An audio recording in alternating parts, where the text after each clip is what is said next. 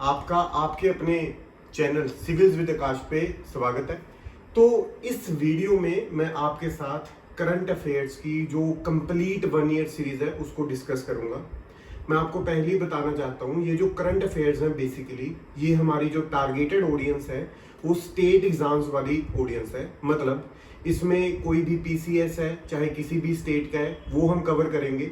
और most importantly मैं ये बताना चाहता हूँ, जिन बच्चों ने अभी तक कोई करंट अफेयर्स को अभी हाथ में नहीं लगाया उनके लिए बहुत ज़्यादा इंपॉर्टेंट रहेगा, और जिन्होंने पहले से किया भी हुआ है उनके लिए एज अ रिवीजन ये वीडियो बहुत इंपॉर्टेंट होने वाली है। तो थर्डली इस वीडियो में मैं 4 मंथ के करंट अफेयर्स को डिस्कस करूंगा, जिसमें आई विल बी कवरिंग नवंबर 2021, दिसंबर 2021, जनवरी और फेब 2022 तक के करंट अफेयर हम कवर करेंगे। मार्च महीने के जो करंट अफेयर्स हैं 2022 के बहुत जल्दी आपके पास आ जाएंगे यूट्यूब के जरिए। और जो अप्रैल मंथ के करंट अफेयर्स हैं, हमारे जो डेली करंट अफेयर्स हम पीडीएफ डालते हैं वो आप उसको फॉलो करो, ताकि देखो ना एक अच्छी हैबिट आपकी बनेगी कि आप करंट अफेयर्स पढ़ रहे हो, जिसमें आपको बहुत सारी चीजें पता चलेंगी, है ना। तो वो अच्छी हैबिट आपको कंटिन्यू करनी चाहिए। तो अप्रैल मंथ के आप कंटिन्यूटी में बना के रखिए। जिन बच्चों का मई में एग्जाम है उनके लिए बहुत अच्छी सीरीज रहेगी। Without wasting any time let's start the video. चलिए देखते हैं इस वीडियो में हमने डिस्कस क्या क्या करना है। देखिए जो इंडेक्स है, पहली चीज तो आपको पता ही है, जिस तरह से मैंने आपको बताया था कि ये जो चीज़ रहेगी नवंबर 2021 से लेकर फेब 2022 के यहाँ पे करंट अफेयर हमने कवर किए हैं। इट मींस नवंबर, दिसंबर, जनवरी और फेब, ठीक है। तो 4 महीने के इकट्ठे करंट अफेयर हम डिस्कस कर रहे हैं। इसमें सबसे पहले जो हम डिस्कस करेंगे वो इंपॉर्टेंट न्यूज़ हैं जो कि थोड़ी बड़ी होंगी, बहुत important. Number 2 international current affair रहेंगे। नंबर 3 इसका इंडेक्स में इकॉनमी के करंट अफेयर है। नंबर 4 है नेशनल करंट अफेयर। नंबर 5 है स्टेट के करंट अफेयर। और इसमें मैक्सिमम जो करंट अफेयर आपको देखने को मिलेंगे हिमाचल प्रदेश के, क्योंकि जो बच्चे हमारे साथ ज़्यादा जुड़े हुए हैं वो हिमाचल के बच्चे जुड़े हुए हैं, ठीक है जी। नंबर 6 है इंपॉर्टेंट स्कीम्स है और कमेटीज़ हैं। नंबर 7 इंपॉर्टेंट रैंक रिपोर्ट्स होगी, इंडेक्स होगी, ये सारी चीज़ें हम डिस्कस करेंगे। नंबर 8 में हम साइंस एंड टेक्नोलॉजी के करंट अफेयर को डिस्कस करेंगे। फिर डिफेंस के करंट अफेयर डिस्कस करेंगे, कौन सी एक्सरसाइज हुई है, कौन सी मिसाइल है, ब्रह्मोस क्या है क्या नहीं है, वो सारी चीज़ें।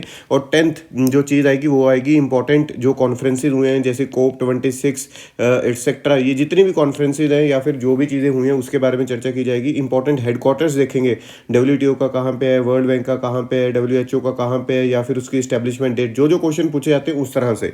न्यूली अपॉइंटेड जो प्राइम मिनिस्टर है, प्रेसिडेंट है, एक्सेट्रा, वो चीज़ देखेंगे। और 13th है अवार्ड्स 30 नंबर इस वजह से लिखा है कि बीच बीच में चाहे वो इंटरनेशनल है चाहे वो नेशनल है, बीच बीच में आते रहेंगे तो अवार्ड्स काफ़ी ज़्यादा आपको देखने को मिलेंगे। नंबर 14 है यहाँ पे इंपॉर्टेंट डेज के, नवंबर से स्टार्ट होके फेब तक के जो भी इंपॉर्टेंट डेज है उसके बारे में चर्चा करेंगे। सो देखते हैं, वीडियो स्टार्ट करते हैं। तो चलिए पहली न्यूज़ से स्टार्ट करते हैं। फर्स्ट न्यूज़ है जो हमारी बहुत ही अच्छा जो हमने डॉक्यूमेंट बनाया है, ये उसमें फर्स्ट न्यूज़ है आपकी रिवीजन सीरीज़ की, नेशनल एजुकेशन डे। ये होता है जी 11th ऑफ नवंबर को, ठीक है जी। और ये जो 11th ऑफ नवंबर को हर एक साल मनाया जाता है, क्यों? क्योंकि बर्थ एनिवर्सरी ऑफ दी मौलाना अब्दुल कलाम आज़ाद, ठीक है। ये जो मार्किंग वाली पूरी पीडीएफ है ये हम टेलीग्राम पे ही आपको डाल देंगे जब भी वीडियो हमारी अपलोड होती है उसके 2 दिन के बाद में। ये चीज़ आपने याद रखनी है। देखिए आगे होता क्या है, फर्स्ट एजुकेशन मिनिस्टर थे ये इंडिपेंडेंट इंडिया के, उनका नाम क्या था? मौलाना अब्दुल कलाम आज़ाद। उसके बाद में मिनिस्ट्री ऑफ जो HRD है, ह्यूमन रिसोर्स डेवलपमेंट, उसने ये डे को अनाउंस किया था ऑन 11 सितंबर 2008, ठीक है। सो मौलाना अब्दुल कलाम आज़ाद ने एजुकेशन मिनिस्टर के तौर पर सर्व किया फ्रॉम 15 अगस्त 1947 टू 2 फेब 1958। देखो 3 चीजें यहाँ पे आपने याद रखनी है। 11th November every year Maulana Abdul Kalam Azad first education minister independent India, ministry of HRD 11 सितंबर 2008, और मौलाना अब्दुल कलाम आज़ाद एजुकेशन मिनिस्टर बने रहे 1947 से 1958 का टाइम पीरियड, बहुत लंबा टाइम पीरियड होता है ये, ठीक है जी। History of national education day क्या है? 11 सितंबर 2008 जब मिनिस्ट्री ऑफ HRD ने अनाउंस किया टू कमेमोरेट करना हमने birthday of the great person by recalling the contribution of the Maulana Abdul Kalam Azad. और किस फील्ड में? एजुकेशन फील्ड में, ऑब्वियसली इसी फील्ड में वो एज अ मिनिस्टर काम कर रहे थे, ठीक है। तो ये चीज़ आपने याद रखनी है। अब आगे आता क्या है, जो अबाउट मौलाना अब्दुल कलाम आज़ाद, देखो ये तो उनकी फैमिली के बारे में दिया हुआ है तो बहुत ज़्यादा इंपॉर्टेंट तो नहीं है। वैसे मैं आपको बता देता हूँ कि जो मौलाना अब्दुल कलाम आज़ाद है, कई बार क्वेश्चन आ जाए कि उनका बॉर्न कहाँ पर हुआ था, तो आपने याद रखना है मक्का सऊदी अरेबिया इन 1888 में, ठीक है। उनकी जो माता जी थे, his mother was an Arab, और जो डॉटर ऑफ शेख, वो मतलब डॉटर किसके थे, शेख मोहम्मद जाहिर वातरी एंड आज़ाद फादर जो थे, उनका नाम था मौलाना खैरुद्दीन, और वो बंगाली मुस्लिम थे। तो वो बाद में कहाँ पे आ गए, back to Calcutta with his family in 1890 when Abdul Kalam was 2 year old. ठीक है, क्लियर हो रही है बात। ये बॉर्न यहाँ पे हो रहे हैं, लेकिन वो जब 2 साल के थे वो कैलकाटा वापस आ जाते हैं उनके father, because he was a Bengali Muslim, लेकिन जो मदर है वो थी अरब। अब आगे हम बात करते हैं, उनकी कॉन्ट्रीब्यूशन बहुत ज़्यादा है एजुकेशन में, नेशन बिल्डिंग में और इंस्टीट्यूशन बिल्डिंग आर एग्जाम्पलरी। इसी वजह से उनको की architect of education in India भी बोला जाता है। उनको अवार्ड मिला हुआ है भारत रत्न का, और ये हाईएस्ट सिविलियन ऑनर है, और ये मिला था 1992 में। सो please remember all this information. ये पहली न्यूज़ है। दूसरी न्यूज़ की तरफ चलते हैं। ऑस्ट्रेलिया ने अपना जो पहला T20 वर्ल्ड कप टाइटल है उसको जीता, और आपको ये याद होगा कि किसको हराया था, ये हराया था न्यूजीलैंड को, और फाइनली 8 विकेटों से हराया था। ठीक है जी, ये चीज़ आपने याद रखनी है। और इसमें जो कंट्रीब्यूशन थी सबसे बढ़िया लेवल की डेविड वार्नर ने कंट्रीब्यूशन निभाई थी। लेकिन यहाँ पे मिचेल मार्श को क्या दिया गया था, प्लेयर ऑफ द मैच। ठीक है, ये वाली इंफॉर्मेशन आपने याद रखनी है। ये अंडरलाइन वाली प्रॉपर PDF आपको टेलीग्राम चैनल पे मिलेगी, so do subscribe our Telegram channel. ठीक है, देखिए about the ICC men's T20 world cup 2021, ये स्टार्ट कहाँ से हुआ था, ओमान क्रिकेट एकेडमी से स्टार्ट हुआ था, उस ग्राउंड से। और जो फाइनल मैच था वो था इन दुबई। ठीक है जी, तो दुबई में फाइनल मैच हो रहा था और ओमान क्रिकेट एकेडमी ग्राउंड से ये स्टार्ट हुआ था। ये चीज़ को आपने याद रखना है। लास्ट मैच किसके, ऑस्ट्रेलिया न्यूजीलैंड, हमने पहले भी बात की है। ये मैच पहले इंडिया में होना था, लेकिन बाद में इन जगहों पे शिफ्ट कर दिया गया because of the covid situation. ठीक है जी, सो T20 वर्ल्ड कप है जो, उसमें हमने क्या चीज़ देखनी है, बेसिकली हमने यही चीज़ देखनी है कि कौन सबसे पहली बार जीता है, कौन क्या है, क्या कौन क्या नहीं है, तो ये हमें पता होना चाहिए। तो 2007 में जब से ये स्टार्ट हुआ है, तो मैं यही बताना चाहता हूँ कि सबसे पहली बार तो इंडिया, 2009 में फिर पाकिस्तान जीता है, और फिर 2009 के बाद में अगर हम बात करें 2010 की, इंग्लैंड हो गया, 2012 में वेस्ट इंडीज़, 2014 में श्रीलंका, 16 में वेस्ट इंडीज़ और 21 में ऑस्ट्रेलिया। ठीक है, ये चीज़ों को आपने याद रखना है। और 2007 में जब इंडिया जीत रहा है, ये तो फर्स्ट टाइम है और ये इंडिया है, तो आपने ये याद रखना है, और लास्टली ऑस्ट्रेलिया याद रखना है। और वहाँ पे अगर ये इन्फॉर्मेशन आई कि पाकिस्तान कभी जीता है, तो यस, एक बार जीत चुका है। ठीक है, सो please remember all this stuff. T20 world cup winner की लिस्ट 2007 से लेकर 2021 तक की। सो ये हमें पता लग गया। अगली न्यूज़ की तरफ चलते हैं। थर्ड न्यूज़ है जो हमारी रिवीजन सीरीज की। प्रेसिडेंट जो रामनाथ कोविंद जी हैं, उन्होंने स्वच्छ सर्वेक्षण अवार्ड 2021 की घोषणा की। तो उसमें है क्या, ये सबसे पहली तो हमें ये पता होना चाहिए कि जो ministry of housing and urban affairs है, ये वाले अवार्ड्स को क्या करती है, ऑर्गेनाइज करती है। स्वच्छ अमृत महोत्सव के टाइम पे स्वच्छ सर्वेक्षण अवार्ड 2021 को प्रेजेंट किया गया, और ये आता है ministry of housing and urban affairs के अंडर। ठीक है जी, पहली चीज़। दूसरी चीज़ यहाँ पे आपने याद रखना है, बहुत ही ज़्यादा जो एक अच्छे चीज़ है कि इंदौर है जो, वो क्लीनेस्ट सिटी माना जा रहा है from the 5th consecutive year. उसने अवार्ड जीता है पहले नंबर पे, और फॉलोड बाय क्या है, सूरत इन गुजरात सेकंड प्लेस पे, विजयवाड़ा इन आंध्र प्रदेश ये थर्ड पोजीशन पे आया है। 3 पैरामीटर्स पे बेस होता है। सर्विस लेवल प्रोग्रेस है नंबर 1, नंबर 2 सर्टिफिकेशन है, और number 3 citizens voice. 3 parameter, please remember this. And ये इंदौर हो गया जी, इंदौर के बाद में गुजरात है, और फिर है विजयवाड़ा, IGV। ठीक है, ये याद रखोगे आप। और कंप्लीट लिस्ट क्या है अवार्ड विनिंग सिटीज की। नंबर 1 है यहाँ पे क्लीनेस्ट सिटी है इंदौर। नंबर 2 हमने क्लीनेस्ट सिटी देखा इंदौर है, फिर उसके बाद में क्या आती है हमारे पास, गुजरात की सूरत, ISV है ना यहाँ पे। तो इंदौर हो गया, सूरत हो गया, और विजयवाड़ा। उसके बाद में क्लीनेस्ट गंगा टाउन कौन सा है, वाराणसी है। क्लीनेस्ट स्टेट कौन सी है with more than 100 urban local bodies, वो छत्तीसगढ़ है, आपने याद रखना है। क्लीनेस्ट स्टेट की अगर मैं बात करूं तो झारखंड। एक्सट्रीमली इंपॉर्टेंट, बहुत ही ज़्यादा इंपॉर्टेंट है, प्लीज़ रिमेंबर दिस कि क्लीनेस्ट स्टेट कौन सी है, तो झारखंड। क्लीनेस्ट सिटी की with less than 1 lakh population, जो 1 लाख पॉपुलेशन से नीचे है, और क्लीनेस्ट सिटी है वो है Vita city of Maharashtra, Vita city of Maharashtra. ठीक है, क्लीनेस्ट स्मॉल सिटी की अगर हम बात करें, न्यू दिल्ली म्यूनिसिपल काउंसिल है जो, जिसकी पॉपुलेशन 1 से 3 लाख है, उसने भी अवार्ड जीता है। क्लीनेस्ट मीडियम सिटी नोएडा है। Cleanest big city Navi Mumbai है। Cleanest cantonment board Ahmedabad cantonment. उसके बाद में क्लीनेस्ट डिस्ट्रिक्ट सूरत है, fastest mover city Hoshangabad Madhya Pradesh, best small city in citizens feedback Tirupati Maharashtra, top city in the Safai Mitra सुरक्षा चैलेंज नवी मुंबई। तो नवी मुंबई वाले दो हैं, पहले तो मैं इनको मार्क कर रहा हूँ, आपने ये चीज़ को याद रखना है। देखिएगा, ये हो गया क्लीनेस्ट बिग सिटी, ठीक है, और top city in the Safai Mitra सुरक्षा चैलेंज नवी मुंबई, नवी मुंबई, ये याद रखोगे आप।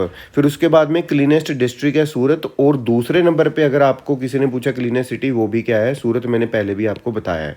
फिर उसके बाद में यहाँ पे आपने और क्या याद रखना है कि सिटीजन की फीडबैक सबसे बढ़िया लेवल की कहाँ पे आई है, तिरुपति महाराष्ट्र, ठीक है, not Tirupati, Triputi Maharashtra, Triputi Maharashtra extremely important, मैं आपको बार बार बोल रहा हूँ। वहाँ पे तिरुपति भी आ गया लिखा हुआ, हम आंध्रा पे क्लिक करके आए तो या फिर टिक लगा के आए तो वो गलत हो जाएगा। आपने याद रखना है सिटीजन की फीडबैक के अकॉर्डिंगली बेस्ट स्मॉल सिटी जो आई है वो है त्रिपुति महाराष्ट्र, ये सबसे इंपॉर्टेंट चीज़ है यहाँ पे, ठीक है जी। फिर उसके बाद में हमें क्या पूछा जा सकता है, क्लीनेस्ट स्टेट, एक्सट्रीमली इंपॉर्टेंट, जो cleanest state less than 100 urban local bodies की है और सबसे ज़्यादा क्या है, सुंदर है, सबसे ज़्यादा सुंदर नहीं मतलब क्लीन है, साफ है, वो क्या है, झारखंड। और more than 100 urban local bodies की हम बात करें तो छत्तीसगढ़, ठीक है जी। तो ये चीज़ आपने याद रखनी है। फिर आगे चलते हैं, प्रेसिडेंट कोविंद प्रेजेंट्स वीर चक्र, कृति चक्र एंड शौर्य चक्र। ये हमें सब न्यूज़ का पता होना चाहिए क्योंकि हम प्रिपेयर कर रहे हैं स्टेट एग्जाम्स के अकॉर्डिंगली। ये है, ये यूपीएससी से इसका कुछ लेना देना नहीं है, ये वाली वीडियो से मैं बार बार बोल रहा हूँ। प्रेसिडेंट कोविंद ने जो हमारे प्रेसिडेंट कोविंद जी हैं, उन्होंने, रामनाथ कोविंद जी ने ये जो अवार्ड्स हैं वो दिए हैं, और ये नंबर 1 वीर चक्र है, नंबर 2 कृति चक्र और नंबर 3 शौर्य चक्र, ठीक है जी।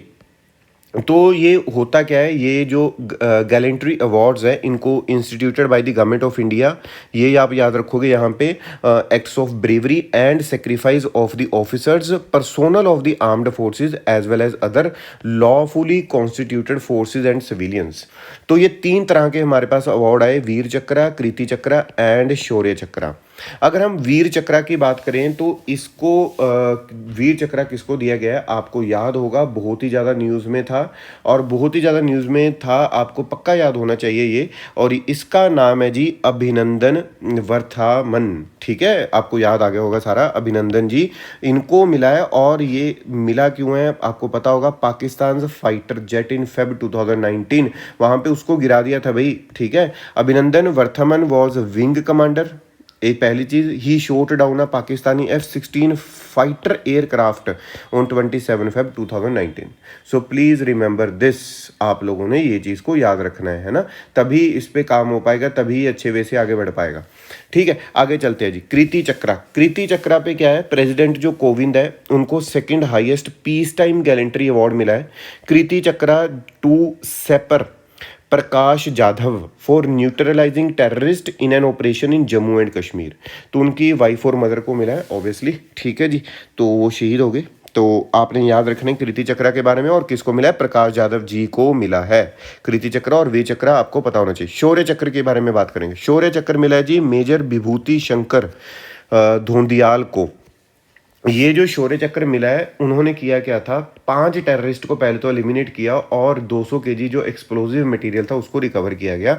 उनकी भी वाइफ लेफ्टिनेंट नीतिका कोल और मदर को ये अवार्ड मिला है। फिर आगे अगर मैं बात करूं शौर्य चक्र की, जो नायब सूबेदार सोमवीर थे जम्मू एंड कश्मीर, एक टेररिस्ट था जो कि A++ कैटेगरी का टेररिस्ट का, उसको मारने के लिए, उसको मार गिराने के लिए ये जो अवार्ड है उनको मिला है, नायब सूबेदार सोमवीर को। उनकी वाइफ सुमन देवी और मदर राजेंद्र देवी को ये ऑनर मिला है जी लेने का। अब जो प्रेसिडेंट हैं हमारे, उन्होंने शौर्य चक्र टू मेजर महेश कुमार भूरे को भी दिया है, who is an alumnus of सैनिक school 17। According to the citation, Major Bhure led an operation in which 6 top terrorist commanders were killed। ठीक है, तो please remember all this data, ये बहुत इंपॉर्टेंट है। डन हो गया जी बात, ये आपने याद रखनी है सारी चीज़ को। तो ये हमें आज पता चला कि सबसे पहले तो जो हमारा वीर चक्र है अभिनंदन वर्धमान, कृति चक्र प्रकाश जाधव, शौर्य चक्र विभूति शंकर धोंडियाल, नायब सूबेदार सोमवीर जी को, और उसके बाद में यहाँ पे मेजर माहेश्वर भूरे जी को ये शौर्य चक्र का जो अवार्ड है वो मिला है। ठीक है, तो ये चीज़ आपने नाम याद रखनी है जी, वैसे भी हमें याद होनी चाहिए। आगे चलते हैं नंबर 5। नंबर 5 है यहाँ पे, अगर हम बात करते हैं नंबर 5 की, 6th BRICS film festival award हुआ था। ये 52nd इंटरनेशनल फिल्म फेस्टिवल था जो कि गोवा में हुआ है। ठीक है, फॉर द फर्स्ट टाइम जो ब्रिक्स फिल्म फेस्टिवल है वो इंटरनेशनल फिल्म फेस्टिवल के अलॉन्ग, मतलब उसके साथ में हुआ है। देखो एक साइड पे तो ब्रिक्स फिल्म फेस्टिवल अवार्ड्स है, ठीक है, 6th एडिशन था, वॉज अनाउंस्ड, और वो कहाँ पे हुआ, इंटरनेशनल फिल्म फेस्टिवल। तो ये दोनों के दोनों ये पहली बार हुआ कि अलग इकट्ठे हुए हैं। ठीक है जी, अदरवाइज ये क्या होते हैं, अलग। फिर आगे अवार्डीज की हम बात करते हैं। इसमें साउथ अफ्रीकन फिल्म है जिसका नाम था बैराकट, वो डायरेक्टर थे एमी जेफा, और रशियन फिल्म थी the sun above me never sets by director Lyubov Borisova, share the best film award in the 6th edition of BRICS film festival. Done हो गया जी। बेस्ट फिल्म अवार्ड शेयर किया गया है दो बंदों के बीच में। फिल्म का नाम याद रखिएगा, बैराकट, BARAKAT, और the sun above me never sets, please remember. ठीक है, ब्राजीलियन फिल्म मेकर है जो ल्यूसिया म्यूरैट, ठीक है, उनको भी अवार्ड मिला है बेस्ट डायरेक्टर का फॉर हिज डॉक्यूमेंट्री एना। ये भी आपने याद रखना है। नंबर 3, ये तो आपको याद हो ही गया होगा या आपको पता होगा पहली, कि बेस्ट जो एक्टर का अवार्ड है मेल, वो मिला है धानुष को, Indian actor, for his role in the Asuran. ठीक है, फिर आगे बात करते हैं ब्राजीलियन एक्टर लारा बोल्डोरोइनी, उनको ऑनर मिला बेस्ट एक्टर फीमेल का for her role in on wheels. तो एक्टर तो आपको आई होप पहले पता होगा या याद हो गया होगा अभी, धानुष जी, फिर उसके बाद में लारा। ठीक है, लारा बोल्डोरिनी, ऐसे याद रख लो कि धानुष जी को अवार्ड मिला, बाकी लोगों को लारा लगा दिया कि भाई फिर देखेंगे करके, वो वाली चीज़। तो लारा इस तरह से याद रखो, एक्ट्रेस ये होगी। उसके बाद में फिल्म का आपने याद रखना है कि एक तो बैराकट और the sun above me never sets. ठीक है, उसके बाद में अगर मैं बात करूँ, ज्यूरी स्पेशल मेंशन अवार्ड जो मिला है वो मिला है डायरेक्टर यान हेन को फॉर इस film a little red flower from China. Very extremely important चीज़ है, एक्सट्रीमली इंपॉर्टेंट डेटा है, और लेकिन इस डेटा का यूपीएससी से कुछ लेना देना नहीं है, मैं बार बार बता दूं आपको। ये है सिर्फ और सिर्फ स्टेट एग्जाम्स के लिए, जो भी बच्चा किसी भी स्टेट एग्जाम के लिए प्रिपेयर कर रहा है उसके लिए एक्सट्रीमली इंपॉर्टेंट है। ठीक है जी, आगे चलते हैं जी। न्यूज़ में आगे आएगा साहित्य अकादमी अवार्ड 2021 अनाउंस्ड, ये भी बड़े इंपॉर्टेंट है।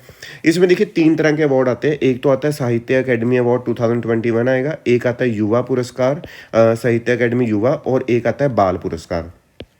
ठीक है, बाल साहित्य पुरस्कार।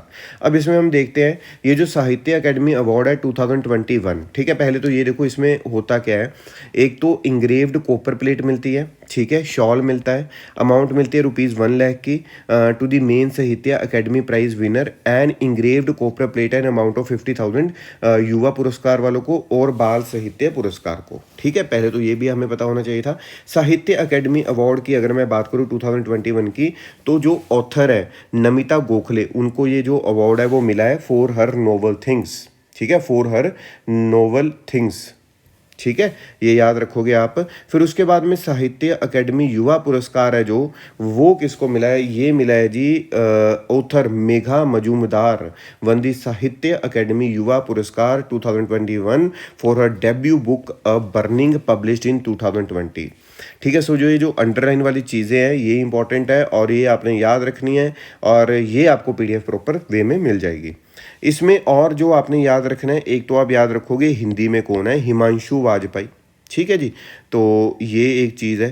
फिर उसके बाद में आपने याद रखना है एक चीज़ जो मुझे लगता है कि पूछी जा सकती है, संस्कृत का याद रख लेना, श्वेता पद्मा सतापथे। ठीक है, ये चीज़ याद रखोगे। बाल साहित्य पुरस्कार वो जो है ये मिला है कि जो बाल साहित्य पुरस्कार है वो 22 इंडियन लैंग्वेजेस में, 9 Bal Sahitya Puraskar was given in Gujarati and Punjabi language this year. ठीक है, Anita Vachharajani has been named as the recipient of the Bal Sahitya Puraskar for his autobiography Amrita Sher Gil, rebel with a paint brush.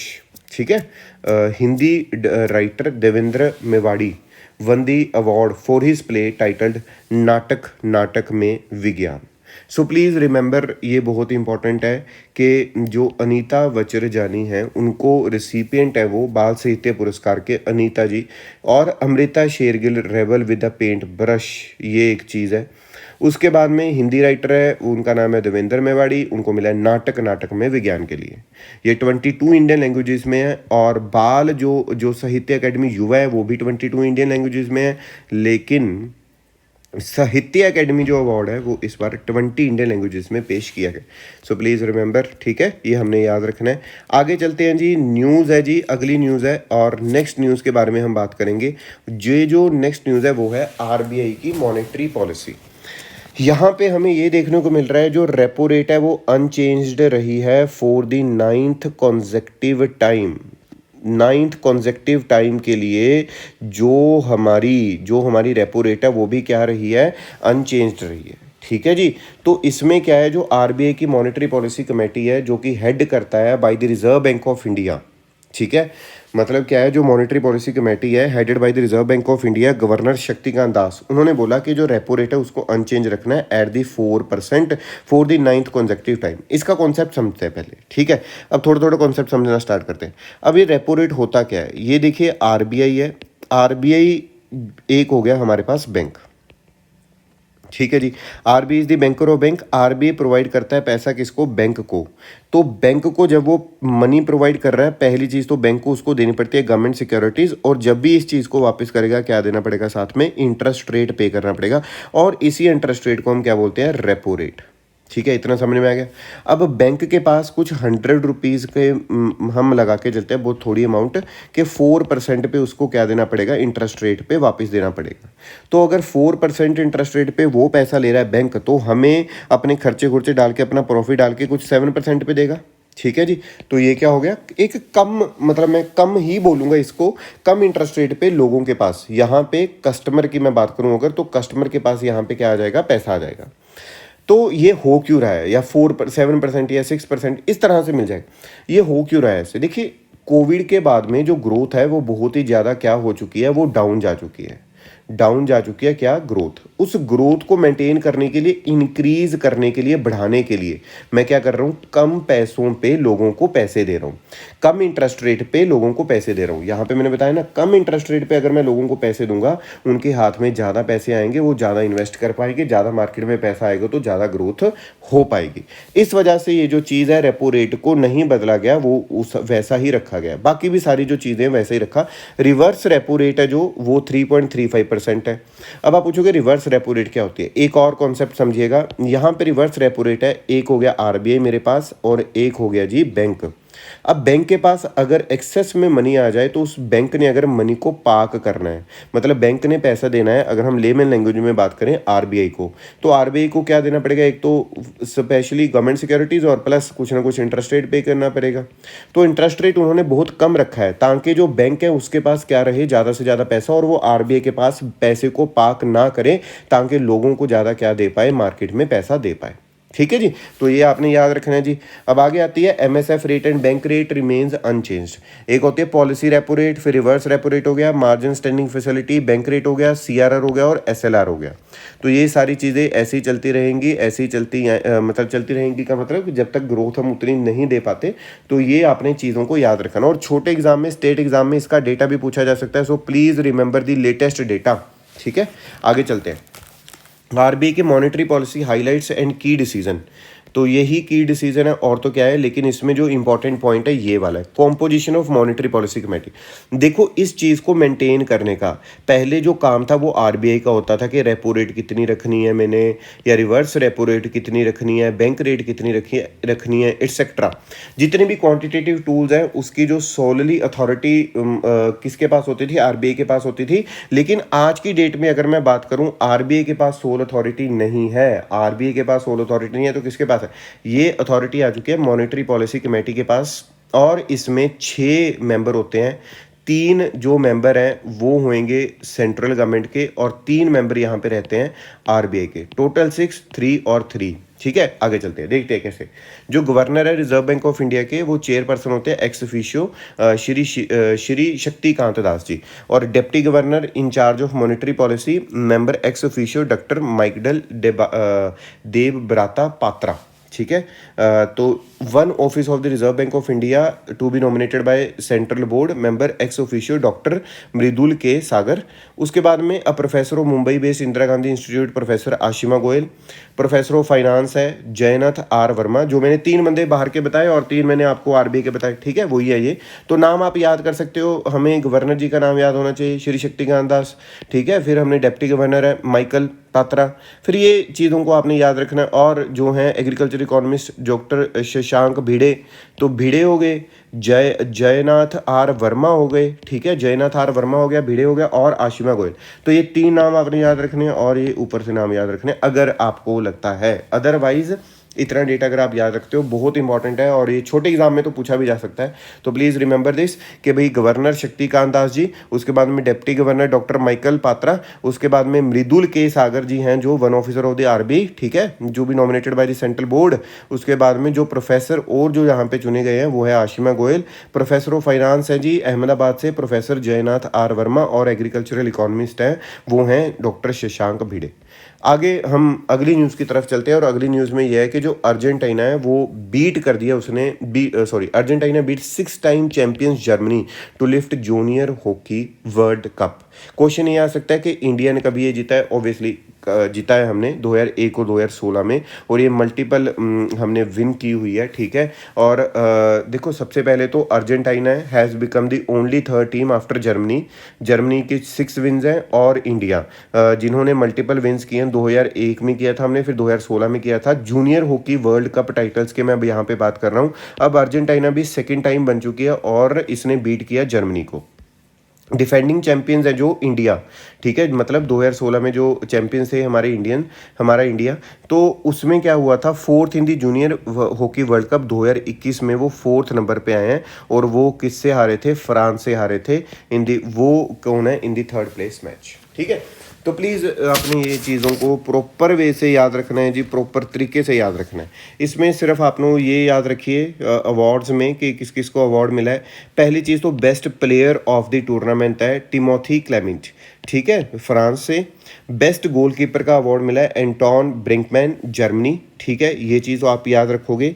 और उसके बाद में hero top score of the tournament है miles ब्यूकेंस Netherlands, ठीक है।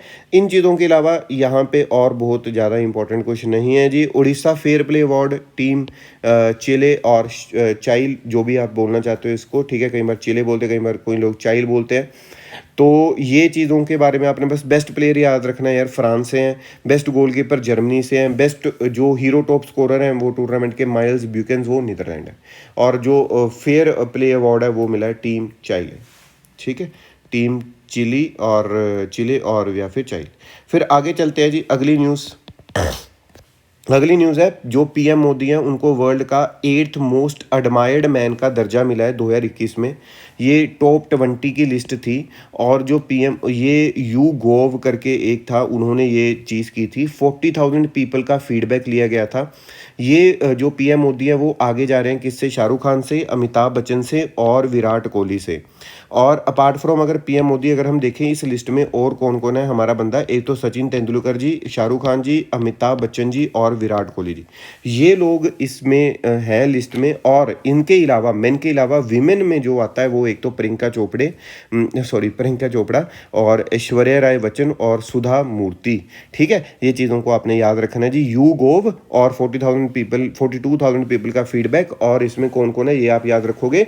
PM Modi ahead हैं, और इनमें और सचिन तेंदुलकर, शाहरुख खान है, अमिताभ बच्चन और विराट कोहली, और प्रियंका चोपड़ा, ऐश्वर्या राय बच्चन और सुधा मूर्ति भी इन लिस्ट में आती हैं। नेक्स्ट चीज़ की बात करते हैं, एक्सट्रीमली इंपॉर्टेंट इकोनॉमिक सर्वे की हाइलाइट्स हैं सिर्फ ये, और आपको ये पता होनी चाहिए, ठीक है। तो पहली चीज़ तो होता ये जो मतलब प्रेजेंट किसने किया था, obviously finance minister Nirmala Sitharaman ji in the parliament, ठीक है। फिर उसके बाद में ये प्री बजट इकोनॉमिक सर्वे होता है। Pre budget economic survey is authored by a team led by chief economic adviser, ठीक है। ये चीज़ आपने याद रखनी कि इसको ऑथर कौन होता है, इसका चीफ इकोनॉमिक एडवाइजर।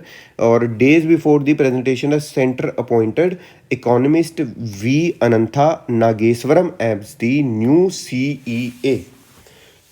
बहुत इंपॉर्टेंट चीज़ है, नाम याद रखोगे, एक्सट्रीमली इंपॉर्टेंट। इकोनॉमिक सर्वे होता क्या है? एक एनुअल डॉक्यूमेंट है जी, एक एनुअल डॉक्यूमेंट है जी और of the ministry of finance. ये रिव्यू करता है economic progress of the country और issue in the last 12 months.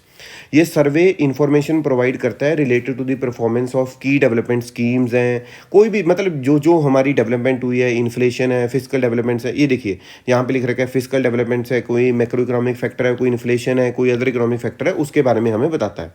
जो फर्स्ट इकोनॉमिक सर्वे है वो कब आया था? 1950-51 में आया, और however until 1964 it was presented along with the budget. ठीक है, तो 1950-51 में सबसे पहले टेबल किया गया और अंटिल 1964 इसको प्रेजेंट किया जाता है along with the budget. Theme of the economic survey 2021-22 क्या है? दी एजाइल अप्रोच। ठीक है, हेयर आर दी की हाईलाइट्स क्या क्या है? देखो कई बार जब हम स्टेट एग्जाम की बात करते हैं तो डेटा भी पूछा जाता है, तो डेटा भी आपने साथ में प्रॉपर तरीके से याद रखना है। इसमें सबसे पहला जो डेटा दिया गया है, as per the first advance estimates by NSO, उन्होंने बोला जो इंडियन इकॉनमी है वो एस्टिमेटेडली ग्रो करेगी by 9.2% in the real terms. ठीक है, ये चीज़ बड़ी इंपॉर्टेंट है, आपने याद रखनी है। और नंबर 2, रियल टर्म GDP 2022 से इस फाइनेंशियल ईयर 2023 की अगर मैं बात करूं तो बाय 8.85%। ठीक है जी, उसके बाद में जो इकॉनमी है वो कॉन्ट्राडिक्ट हुआ था, हमें पता है। ठीक है, फिर उसके बाद में अगर हम बात करें एग्रीकल्चर जो सेक्टर है, जो पेंडेमिक है उसने सबसे कम उसको हिट किया है, क्योंकि देखो ना फिर एग्रीकल्चर को आपने खोल भी तो रखा था। कोई भी बंदा इधर उधर जा रहा है, एग्रीकल्चर है, हाँ जी कोई बात नहीं, आप चले जाओ।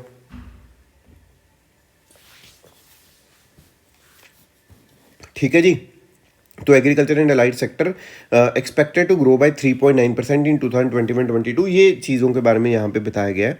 इंडस्ट्रियल सेक्टर के बारे में यहाँ पे बताया गया है। ठीक है, जो जो इंपॉर्टेंट होएगा अब मैं वो आपको बताऊंगा। ठीक है, पहले तो आपने रियल टर्म्स वाला याद रखना है, फिर एग्रीकल्चर वाला याद रखना है, ये बहुत इंपॉर्टेंट पॉइंट है। फिर उसके बाद में अगर हम बात करते हैं उसके बाद में यहाँ पे हम बात करें तो जो रेवेन्यू रिसिप्ट हैं वो 67.2% ऊपर जाएंगी as against expected growth of 9.6% in 2021-22। Please remember this also. ठीक है, फिर उसके बाद में इंडेक्स ऑफ इंडस्ट्रियल प्रोडक्शन है जो वो ग्रू करेगा एट 7.4% एज कम्पेयर टू -15.3%। ठीक है, इतना समझ में आ गया। ओके, आगे हमने और जो इसमें याद रखना है कि जो गवर्नमेंट है उसने बोला कि हम मतलब setup national land monetisation corporation as a 100% government of India owned entity है ये, और ये fast track monetisation of land and non core assets of public sector entities. 100% government of India owned entity होगी, ये fast track monetisation of land करेगी और non core assets of public sector entities. अब monetisation का मतलब क्या होता है, एक बार थोड़ा कॉन्सेप्ट समझिएगा। ये कोई लैंड है, गवर्नमेंट की लैंड पड़ी है खाली, ठीक है जी, या फिर इस पे कुछ बना हुआ है, तो मोनेटाइज हम कर देंगे कुछ टाइम के लिए, किसी प्राइवेट बंदे को क्या कर देंगे, हम बेच नहीं देंगे भाई, इसको लीज पे दे देंगे कुछ टाइम के लिए। वो हमें क्या देता रहेगा, गवर्नमेंट को रेवेन्यू देता रहेगा। ठीक है, तो ये आपने याद रखना है। फिर उसके बाद में जो हमारा फॉरेन एक्सचेंज रिजर्व है वो क्रॉस किया है $600 billion in the first half of the 2021-22। ठीक है, तो ये चीज़ को आप याद रखोगे जी। उसके बाद में आते हैं जी हम हाँ, ये एक्सट्रीमली इंपॉर्टेंट है। India was the 4th largest forex reserve holder in the world after China, Japan और Switzerland at the end of the November 2021। तो please remember all this data, this is extremely important data, मतलब जो हमें पता ही होना चाहिए।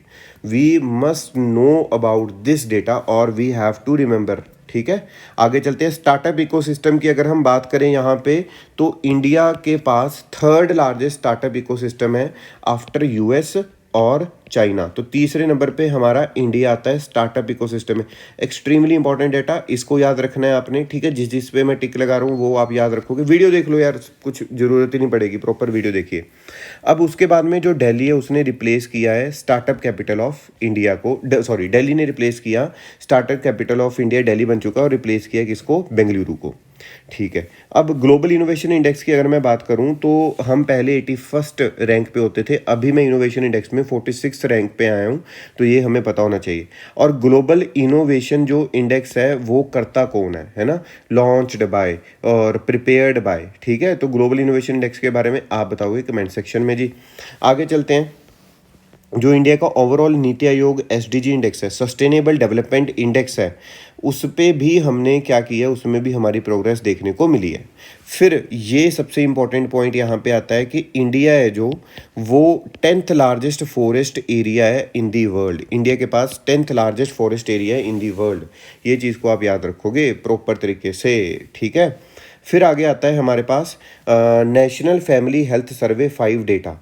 जो infant mortal total fertility rate है वो केम डाउन टू 2 आ चुकी है फ्रॉम 2.2। मतलब पहले जो एवरेज बच्चे होते थे वो 2.2 होते थे, अभी वो किस पे आ चुकी है, 2 पे। इससे जो विमेन की हेल्थ है उसमें सुधार आने के चांसेस है। ठीक है, आगे इन्फेंट मोर्टेलिटी अगर हम बात करें, मतलब under 5 mortality rate and institutional birth have improved. ठीक है जी। और अंडर जल जीवन मिशन जो 83 डिस्ट्रिक्ट्स है वहाँ पे हर घर जल आ चुका है, तो उन डिस्ट्रिक्ट का नाम डाल दिया गया हर घर जल डिस्ट्रिक्ट। समझ में आएगा ना, ये मतलब कुछ के इंपॉर्टेंट पॉइंट्स इकोनॉमिक सर्वे के। ठीक है, तो रिवीजन सीरीज में हम चल रहे हैं जी। आगे चलते हैं, थर्ड नेशनल वाटर अवार्ड्स बहुत इंपॉर्टेंट है जी। यूनियन मिनिस्टर हैं जो जल शक्ति गजेंद्र सिंह शेखावत, उन्होंने डिक्लेयर किया है winners of third national water awards. और इसमें आपने याद रखना है जो उत्तर प्रदेश है उसको best state in water conservation effort का अवार्ड मिला है। ठीक, ये फॉलोड बाय किसके है, Rajasthan, followed by Rajasthan and Tamil Nadu respectively. ठीक है जी। तो मुजफ्फरनगर है एक एरिया, आपको पता होगा यूपी में, उत्तर प्रदेश में, उसको best district award in the नदरन zone का मतलब जो अवार्ड है वो मिला है। फॉलोड बाय क्या, शहीद भगत सिंह नगर इन पंजाब, शहीद भगत सिंह नगर इन पंजाब। ठीक, आगे about the award, the national जो वाटर अवार्ड है वो लॉन्च करता है बाय द जल शक्ति मिनिस्ट्री। ठीक है, नेशनल वाटर अवार्ड कौन लॉन्च कर रहा है, जल शक्ति मिनिस्ट्री। और इसमें फिर आगे हम याद मतलब क्या करते हैं, इसमें क्या क्या आता है ना। नेशनल वाटर अवार्ड जल शक्ति मिनिस्ट्री रिलीज करती है। Overall 57 awards has been announced in 11 categories, best state हो गया, बेस्ट डिस्ट्रिक्ट हो गया, इस तरह से जो अवार्ड्स हैं वो आते हैं। नेक्स्ट न्यूज़ की तरफ चलते हैं, बहुत ही इंपॉर्टेंट न्यूज़ है। और बहुत इंपॉर्टेंट न्यूज़ में क्या है, जो न्यूजीलैंड का स्पिनर है अजाज पटेल, उनको ICC player of the month award मिला था। और इनके साथ में देखो ना, यहाँ पे अजाज पटेल के साथ में 2 लोगों को और नॉमिनेट किया गया था इस अवार्ड के लिए। पहला तो था यहाँ पे मयंक अग्रवाल इंडिया से, और नंबर 2 यहाँ पे ऑस्ट्रेलियन पेसर स्टार्क। ठीक है जी। तो स्टार्क और जो हमारा ये मयंक अग्रवाल है इनको नॉमिनेट किया गया था, लेकिन जीता कौन है, एजाज पटेल। एजाज पटेल, आपको याद होगा match, Ejaz Patel from New Zealand. ठीक है, एजाज पटेल फ्रॉम न्यूजीलैंड, लेकिन ये बंदा एजाज पटेल है जो ये इंडियन बॉर्न है, ये भी आपने साथ में नोट डाउन करना है, याद रखनी है चीज़। ठीक है जी। उसके बाद में हमें है क्या कि अवार्ड क्यों मिला था, आपको पता होगा, Ajaz picked up 14 wickets in the Mumbai test match in early December against India. ठीक है जी। तो इसमें है क्या, ये ओनली थर्ड प्लेयर बने हैं टेस्ट हिस्ट्री में ऐसा कारनामा करने वाले कि एक इनिंग में ऑल 10 विकेट्स इनको मिली after Jim Laker number 1 and Anil Kumble ji. Clear हो गया बात, ये न्यूज़ आपको समझ में आ गई होगी। नेक्स्ट चीज़ की तरफ चलते हैं। Prime minister Narendra Modi unveiled statue of equality, 216 feet की tall statue of equality in Hyderabad prime minister ने कोमेमोरेट किया है। और ये जो स्टैचू है वो है भक्ति सेंट 11th सेंचुरी के भक्ति सेंट रामानुजाचार्य का। ये जो स्टैचू है इसको कंसेप्चुलाइज्ड किया था by the Chinna Jeeyar Swamy of Shri Ramanujacharya Ashram. ठीक है, और इसका इनॉग्रेशन हुआ है part of 12 day Shri Ramanujan Samaroh ongoing 1000th birth anniversary. ठीक है जी। अब ये जो स्टैचू है, स्ट्रक्चर ऑफ स्टैचू है, एक तो made of the Panchola, Panchola का मतलब होता है 5 मेटल, नंबर 1 गोल्ड है, नंबर 2 सिल्वर, 216 याद रखना है यहाँ पे भाई। 216 फीट टॉल, ठीक है। कंपटीशन बहुत ज़्यादा है और कुछ नहीं पता किस तरह का क्वेश्चन आएगा, तो आपने याद रखना 216 फीट टॉल, 1000th एनिवर्सरी, ठीक है। 3D रिप्रेजेंटेशन है उनकी लाइफ की। और उसके बाद में स्टैचू किससे बना है? पंचोला से। गोल्ड, सिल्वर, कॉपर, ब्रास और जिंक, याद रखोगे जी। उसके बाद में आपने याद रखना है it is among one of the tallest metallic statues in sitting position in the world. Sitting position में, ये भी याद रखोगे आप, यहाँ पे बहुत इंपॉर्टेंट चीज़ है। फिर हमने याद रखना है जो 216 feet tall statue of equality is mounted in the 54 feet high base building, जिसको हम बोलते हैं भद्रा वेदी। भद्रा वेदी बहुत इंपॉर्टेंट चीज़ है, प्लीज़ रिमेंबर। उसके बाद में जो फ्लोर्स है बिल्डिंग के, वहाँ पे वैदिक डिजिटल लाइब्रेरी है और रिसर्च सेंटर है, एंशिएंट इंडियन टेक्स्ट पढ़े हैं और डिटेल वर्क है श्री रामानुजाचार्य का, एक वहाँ पे बना दिया गया है। जो रामानुजाचार्य जी थे वो इंडियन फिलोसफर हैं, ठीक है, हिंदू थियोलॉजियन, सोशल रिफॉर्मर जिसको हम बोल सकते हैं, और एक्सपोनेंट्स थे किसके? श्री वैष्णवनिज्म के, ठीक है। वैष्णवनिज्म जो कल्ट है, श्री वैष्णवनिज्म कल्ट के ये क्या थे? एक्सपोनेंट थे। फिर अगर हम आगे बात करें तो उनकी जो फिलॉसफी थी वो थी डिवोशनलिज्म, ठीक है। Ramanujacharya promoted the idea of equality in all aspects of life including faith, caste and creed. So please remember, ठीक है, इस चीज़ को आपने याद रखना है जी। नेक्स्ट न्यूज़ की तरफ चलते हैं। नेशनल वीमेंस डे, बहुत इंपॉर्टेंट। हर 13 फरवरी को हम ये नेशनल जो वीमेन डे है वो मनाते हैं। और क्यों? क्योंकि बर्थ एनिवर्सरी होती है हमारे सरोजिनी नायडू जी की, और इस बार कितनी थी? 143rd बर्थ एनिवर्सरी, और she was born on February 13, 1879। Famous उनका निकनेम नाइटिंगेल ऑफ इंडिया और भारत कोकिला, बिकॉज क्यों? Of her poems. जो सरोजिनी नायडू जी हैं वो well known across the globe हैं for her contribution to literature. Sarojini जो नायडू जी हैं वो बॉर्न हुए हैदराबाद में, educated in Cambridge, powerful face थे women in the Indian independence struggle, anti imperialistic थे, ये सारा आपको पता होगा। वुमेन राइट एक्टिविस्ट थे, इनका आपको पता होगा। फिर उसके बाद में Indian nightingale Sarojini Naidu shines both as an activist and as a poet. In 1925 जो सरोजिनी नायडू जी हैं वो प्रेसिडेंट बने थे इंडियन नेशनल कांग्रेस के, ये आपने याद रखना है, ठीक है। और उसके बाद में ये अगला जो हमारा सेगमेंट है न्यूज़ के बाद में, इंपॉर्टेंट न्यूज़ के बाद में, वो है रिलेटेड टू इंटरनेशनल अफेयर्स। देखिए इसमें मैं आपको बार बार बोल रहा हूँ कि ये जो न्यूज़ हैं वो सिर्फ और सिर्फ स्टेट एग्ज़ाम्स के लिए इंपॉर्टेंट हैं, ठीक है जी। तो उन्हीं के लिए आप ये वीडियो देख रहे हो तो वो आप कंटिन्यू कीजिए, अदरवाइज़ बहुत ज़्यादा हद तक आपके लिए इंपॉर्टेंट नहीं रहेगा ये, ठीक है। तो इंटरनेशनल अफेयर्स में क्या है कि जो भी इंटरनेशनली चीज़ें हुई हैं, कोई नया प्रेसिडेंट है, कोई नया प्राइम मिनिस्टर है, वो भी इसी में मैंने डाल दिया है। तो ये आपने, ये जो इसकी PDF है मैं आपको बार बार बता रहा हूँ, ये आपको टेलीग्राम चैनल पे मिलेगी। देखिए पहली न्यूज़ क्या है, जो माइक्रोसॉफ्ट कॉरपोरेशन है उसने सरपास कर दिया एप्पल INC को, मतलब एप्पल की कंपनी को, to become the world's most valuable publicly traded company by market capitalisation, ठीक है जी। क्योंकि जब मार्केट क्लोज हुआ 29 अक्टूबर 2021 में तो एप्पल का था 2.246 ट्रिलियन, लेकिन माइक्रोसॉफ्ट का था 2.49 ट्रिलियन। तो Apple had held the top position for more than a year, लेकिन अभी क्या है? माइक्रोसॉफ्ट, ठीक है, याद रखोगे आप। आगे यूनाइटेड स्टेट का जो लॉ मेकर है जो कि कांग्रेस वीमेन ने लेड किया, उनका नाम था कैरोलाइन बी मालूने फ्रॉम न्यूयॉर्क, ठीक है। उन्होंने एक बिल वहाँ पे इंट्रोड्यूस किया जिसमें उन्होंने बोला कि दिवाली को एक नेशनल हॉलीडे बनाना चाहिए कंट्री में, और लॉ मेकर ने अनाउंस किया Deepavali day act in the house of the representatives. Number 3 यहाँ पे आता है हमारे पास याहू INC है, जो उसने अपना अनाउंस किया कि मैं अपना जो सिस्टम है वो चाइना से बाहर निकाल रही हूँ, ठीक है जी। तो चाइना से इन्होंने क्या किया? बाहर निकाल दिया, और citing an increasingly challenging operating environment, right.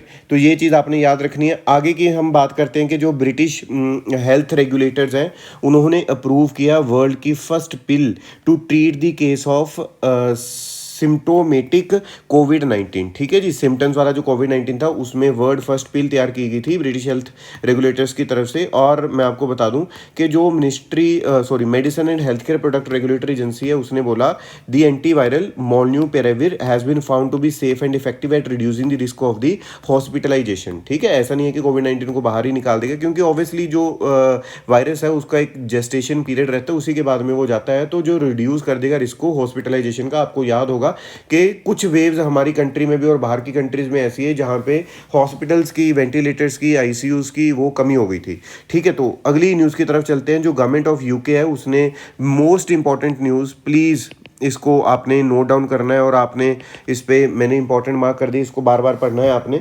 ठीक है, और ये मोस्ट इंपॉर्टेंट न्यूज़ है क्या, देखते हैं। इसमें मोस्ट इंपॉर्टेंट न्यूज़ में है कि यूके है जो उसने अनवील किया है £5 का coin to commemorate the life and legacy of the Mahatma Gandhi. और ये फर्स्ट टाइम हुआ है जो महात्मा गांधी जी का जो कॉइन है, मतलब इस कमेमोरेट हुआ on the official UK coin.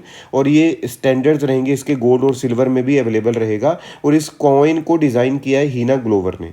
ठीक है जी, तो याद रखिएगा। आगे अगर हम बात करते हैं, जो चाइना है उसने लॉन्च किया है वर्ल्ड का first earth science satellite, extremely important again, और जिसका नाम है ग्वांगमू। ये आपने याद रखना है जी। और जिसका दूसरा नाम है SDG Sat-1, वहाँ पे सीधा आएगा SDG Sat-1 रिलेटेड टू। ठीक है, तो रिलेटेड टू क्या है आपने याद रखना है। रिलेटेड टू कुछ भी नहीं है, एक ही चीज़ यहाँ पे आप याद रखोगे, और जिस चीज़ का नाम क्या है, चाइना। ठीक है जी, और ये किया कहाँ से था, ताइयुआन सैटेलाइट लॉन्च सेंटर इन दी नदरन शांगसी प्रोविंस से इसको लॉन्च किया गया। ठीक है, ये भी इंपॉर्टेंट है, आपने याद रखना है इसको।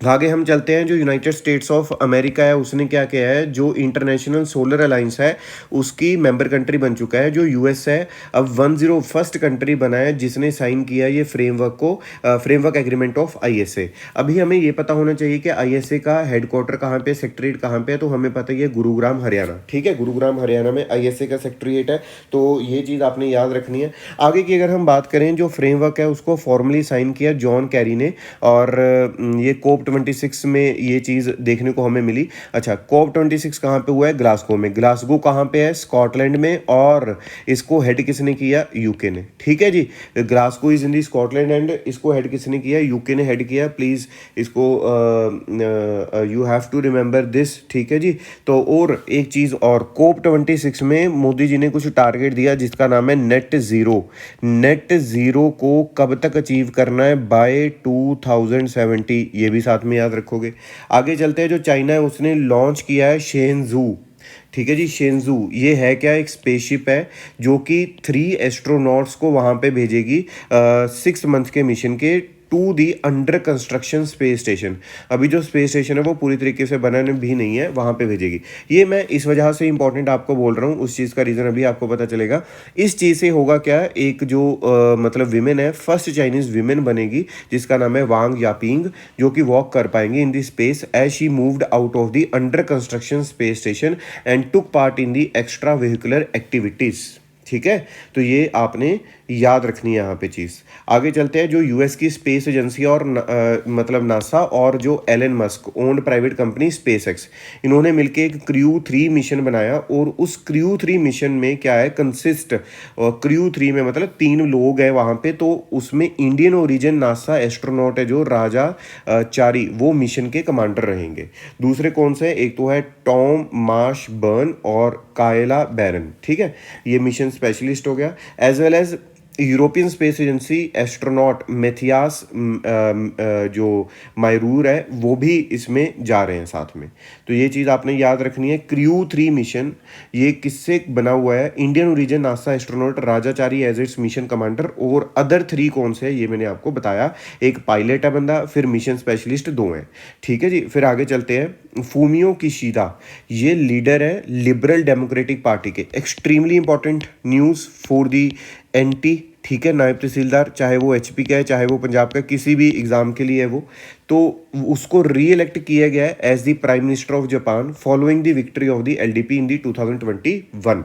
याद रखना है आपने, री इलेक्ट किया गया है फूमियो किशिडा को prime minister of the Japan. ठीक है, आगे चलते हैं। बारबाडोस अगेन बहुत ही इंपॉर्टेंट न्यूज़ है। बारबाडोस वर्ल्ड का सबसे नया रिपब्लिक कंट्री बना है।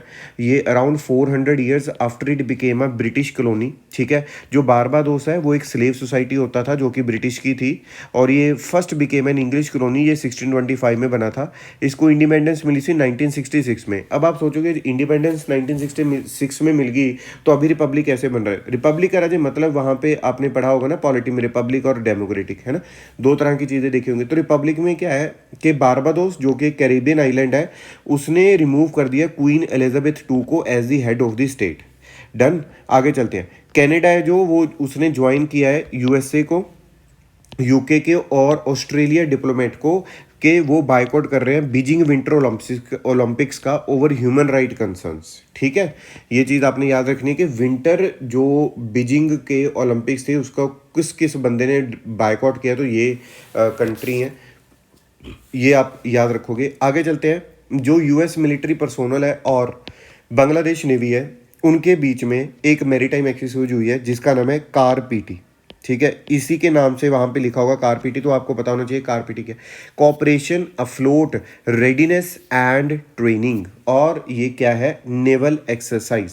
ठीक है, राइट, इसको याद रखोगे आप। आगे चलते हैं, जो जर्मन लॉ मेकर्स हैं उन्होंने सोशल डेमोक्रेट, ठीक है, डेमोक्रेट ऑल्फा स्कॉल्स को न्यू चांसलर बनाया है, जिन्होंने रिप्लेस किया 16 years of conservative rule under Angela Merkel. ये आपको पता था, लेकिन ये सबसे इंपॉर्टेंट न्यूज़ है, ये आपने याद रखनी है। आगे चलते हैं, दुबई वर्ल्ड की पहली कंट्री बन चुकी है, first government, not country, first government बनी है जो कि 100% पेपरलेस पे काम कर रही है जी। और ये जो अनाउंसमेंट है ये की है UAE crown prince Sheikh Hamdan bin Mohammed bin Rashid Al Maktoum. ठीक है, आगे चलते हैं, कार्ल नेहामर, इन्होंने ऑस्ट्रिया चांसलर, ठीक है, as sworn in as a new Austria chancellor by Alexander Van der Bellen, president of Austria, in a ceremony in the Hofburg palace, Vienna, Austria. Clear बात। तो कार्ल नेहमर हैं जो, उन्होंने वो क्या बने हैं, ऑस्ट्रिया के नए चांसलर, उनको जो ओथ लगा लो है ना, किसने दिलाया, अलेक्जेंडर वेन डेर बेलिन, जो कि प्रेसिडेंट है ऑस्ट्रिया के। आगे चलेंगे, जो चाइना है उसने एक नया सैटेलाइट लॉन्च किया with a camera capable of taking photos of the ground with a resolution of 5 metre, और यही है। और ये जो सैटेलाइट है इसका नाम है Zhuan 102E और 5 मीटर 02 ऑप्टिकल सैटेलाइट। इसको रिमेंबर रखना है, वी हैव टू, ठीक है, इसको याद रखना ही पड़ेगा। आगे बात करते हैं, जो इजिप्ट है, extremely important news, extremely very very important news है ये, कि जो इजिप्ट है उसको 4th new member BRICS new development bank का ऐड किया गया है। और इससे पहले कौन कौन, अगर हम बात करें आया है, तो इससे पहले मैं आपको बता दूं कि ब्रिक्स न्यू डेवलपमेंट बैंक में आया है बांग्लादेश, यूएई और उरुग्वे।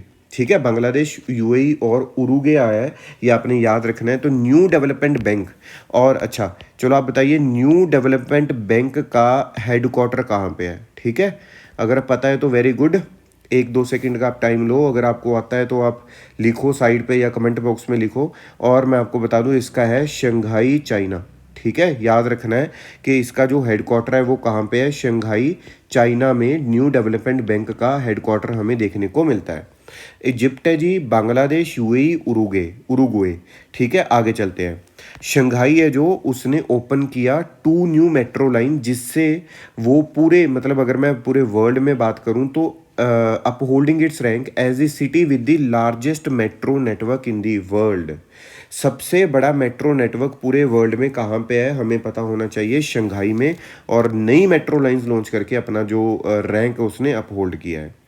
आगे चलते हैं, रशिया ने सक्सेसफुली टेस्ट फायर किया न्यू सिरकोन, मतलब Zircon hypersonic cruise missiles from a frigate and other 2 missiles from a submarine. जो जिरकोन मिसाइल है, it would be capable of flying at 9 times the speed of sound and have a range of 1000 kilometres. ठीक है जी, तो याद रखिएगा। आगे चलते हैं, जो स्टॉक मार्केट वैल्यू है एप्पल आईएनसी की, वो हिट की $3 ट्रिलियन पे।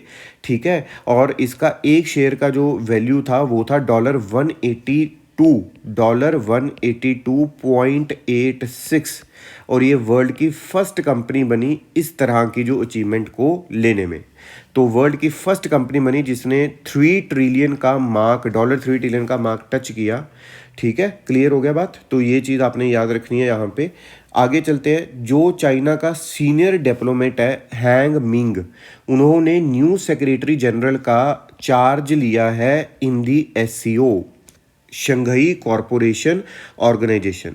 ठीक है, SCO। चलिए अब ये बताइए SCO का हेडक्वार्टर कहाँ पे है? अगर पता है तो कमेंट बॉक्स में ज़रूर बताना है। मैं आपको बता दूं यहाँ पे इसका हेडक्वार्टर आपको देखने को मिलेगा बीजिंग चाइना में। Beijing China is the headquarter of the SCO। Clear हो गया बात? तो न्यू डेवलपमेंट बैंक आपने याद रखना है शंघाई चाइना, और SCO का बीजिंग चाइना।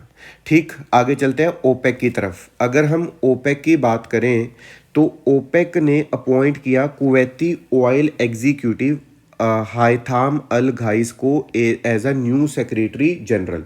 ठीक है जी, तो ओपेक जो है उसके बारे में हमें क्या पता होना चाहिए कि भाई ये जो ऑर्गेनाइजेशन है पेट्रोलियम वाला, तो इस चीज़ के बारे में आपने याद रखना है। अब फिर अगेन आप बताइए ओपेक का हेडक्वार्टर कहाँ पे? अगर आता है तो अगेन कमेंट बॉक्स में, अदरवाइज मैं आपको बताऊंगा। ये है हमारा वीना ऑस्ट्रिया में। ठीक है, OPEC is having headquarter in the Vienna Austria, right. इसी के साथ में एक और आती है ऑर्गेनाइजेशन ऑफ इस्लामिक कंट्रीज। इसमें कई बार आप कंफ्यूज हो सकते हो, तो इसका हेडक्वार्टर है जीदा सऊदी अरेबिया। ठीक है, ये भी आपने साथ में याद रखना है। आगे चलते हैं। लीडर्स ऑफ जापान, ऑस्ट्रेलिया ने एक लैंडमार्क डिफेंस एग्रीमेंट किया। मतलब जो चाइना की ग्रोइंग असर्टिवनेस है या फिर उसको काउंटर करने के लिए एक लैंडमार्क डिफेंस वाला जो चीज़ है वो की है यहाँ पे। ठीक है, और मैंने ऊपर बता ही दिया था आपको। ऑस्ट्रेलियन प्राइम मिनिस्टर का नाम क्या है? Scott Morrison. और जापानीज मैंने ऊपर आपको बताया था prime minister Fumio Kishida, right. Okay report, आगे चलते हैं जी। आगे है जो कजाकिस्तान की पार्लियामेंट है, उसने क्या किया है? अपॉइंट किया Ali Khan. Extremely important again. ठीक है, कजाकिस्तान की जो पार्लियामेंट है उसने अपॉइंट किया अली खान समालीवो को as the new prime minister of the country. Please remember, ठीक है, इन चीज़ों को हमने याद रखना है, बहुत इंपॉर्टेंट चीज़ें हैं ये, और इसको अगर हम भूल के तो फिर मुश्किल हो जाएगी। ठीक, तो इसको हमने याद रखना है। और इसमें है क्या? Nominate by the Kazakh president Kassym Jomart Tokayev. ठीक है, और आपने याद रखना है इसका नाम बंदे का, जो भी इनको अपॉइंट किया गया है जिनको as a prime minister, Ali Khan Smailov. Ali Khan Smailov, ठीक है, Ali Khan Smailov as a new prime minister of the Kazakhstan. और कजाकिस्तान की कैपिटल कहाँ पे? ये कैपिटल क्या है ये भी हमें पता होना चाहिए। Nur Sultan is the capital of Kazakhstan. आगे चलते हैं। इंडिया ने अनाउंस किया है financial assistance of USD 900 million loans to the Sri Lanka, क्योंकि वहाँ पे चल के आ रहे हैं क्राइसिस। हम इन कंट्रीज़ की हेल्प क्यों करते हैं? ये नेबर कंट्रीज़ हैं। नेबर कंट्रीज़ की अगर कोई और हेल्प करेगा तो इन्फ्लुएंस वहाँ पे उसका बन सकता है। Example China. ठीक है जी, आगे चलेंगे। बहुत इंपॉर्टेंट अगेन जो निकारागुआ, ठीक है, निकारागुआन प्रेसिडेंट है Jose Daniel Ortega Saavedra, leader of the Sandinista national liberal front. उन्होंने न्यू प्रेसिडेंशियल टर्म के लिए ओथ लिया या स्वॉन किया है। ठीक है, ये भी इंपॉर्टेंट हो गया हमारे लिए। आगे चलते हैं। जो साउथ अफ्रीका है उसने अपना फर्स्ट सैटेलाइट कॉन्स्टिलेशन डेवलप किया entirely in the continent of Africa, not only south Africa. और ये नैनो सैटेलाइट्स ऊपर भेजे हैं, तो जिस तरह से काम करेगा ये कि उनको प्रॉपर लोकेशन वगैरह का जो नॉलेज है वो देता रहेगा। आगे चलेंगे। जो US ट्रेजरी है उसने मिंटेड कॉइन्स फीचरिंग पोइट माया एंजिलो। ठीक है, इंपॉर्टेंट है बहुत ज़्यादा न्यूज़, क्योंकि ये फर्स्ट ब्लैक वीमेन है जो कि जिन्होंने फीचर किया है US 25 cent coin known as quarter. और ये जो लेडीज़ हैं, जो वीमेन है, ये पोइट, एक्टिविस्ट और फर्स्ट ब्लैक वीमेन थी जिन्होंने राइट एंड परफॉर्म किया है poem at the presidential inauguration.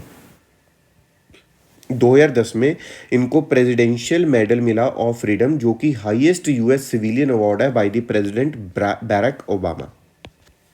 ठीक, आगे चलते हैं। बहुत इंपॉर्टेंट न्यूज़, एक्सट्रीमली इंपॉर्टेंट। आगे फिर जो इंडोनेशिया है वो अपनी कैपिटल को मूव कर रहा है टू मिनरल रिच ईस्ट कालीमेंटेन, जो कि इंडोनेशियन प्रोविंस है on the island of Borneo. ठीक है, याद रखना आपने। और इसका नाम रहेगा न्यू सेंतारा। न्यू सेंतारा इसका नाम है, विच मीन्स आर्कीपेलागो इन दी जावा में। जो इसकी लैंग्वेज जावा में हम यूज़ करते हैं, इसका क्या मतलब रहेगा? आर्कीपेलागो। और ये बेस है in the regions of North Penajam Paser and Kutai Kartanegara. ठीक है, ये ज़्यादा वो नहीं है आपको याद रखने का। तो ये आपने याद रखना है कि ईस्ट कालीमेंटन और Indonesian province on the island of Borneo, ये आप याद रखोगे। ठीक है जी, तो प्लीज़ इसको आपने याद रखना है प्रॉपर तरीके से, इसको भूलना नहीं है। ठीक है, आगे चलेंगे। यहाँ पे आती है नाटो की बात। यहाँ पे अगेन नाटो तो अभी भी इतना ज़्यादा न्यूज़ में है, करंटली नाटो बहुत ज़्यादा न्यूज़ में है, आपने याद रखना है प्रॉपर तरीके से। ठीक है, देखो नाटो क्या है, मेंबर कंट्री है, ये कंडक्ट कर रहा है 12 डे मैरीटाइम एक्सरसाइज जिसका नाम क्या है, नेपच्यून स्ट्राइक 22। ठीक है, अगर कोई भी एक्सरसाइज इस तरह की लिखी आती है तो रिलेटेड टू क्या है, नाटो, और कहाँ पे, मेडिटेरेनियन सी में आपने याद रखना है। और नाटो का हेडक्वार्टर जिसको पता है बहुत बढ़िया, नाटो का हेडक्वार्टर है ब्रसेल्स बेल्जियम। ठीक है, Brussels Belgium is the headquarter for NATO. आगे चलते हैं, AIIB क्या है, एक मल्टीलेटरल डेवलपमेंट बैंक है जो कि कमिट करता है USD 150 million to invest in the development of data centre that mostly serve emerging Asia. Right, तो ये जो प्रोजेक्ट है ये AIB का फर्स्ट डेटा सेंटर प्रोजेक्ट होएगा और इंडिया इसका की फाउंडिंग मेंबर है ऑफ द AIIB।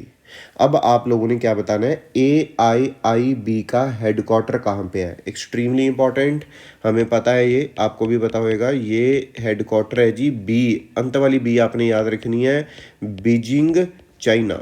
ठीक है, बीजिंग चाइना में AIIB का हेडक्वार्टर है।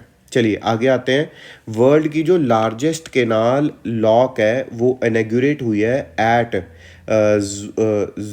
Zamuiden, a small port city in the port of Amsterdam। I think ये प्रोनाउंसिएशन कुछ और है, आप एक बार चेक कर लीजिएगा, शायद मैं गलत बोल रहा हूँ, है ना।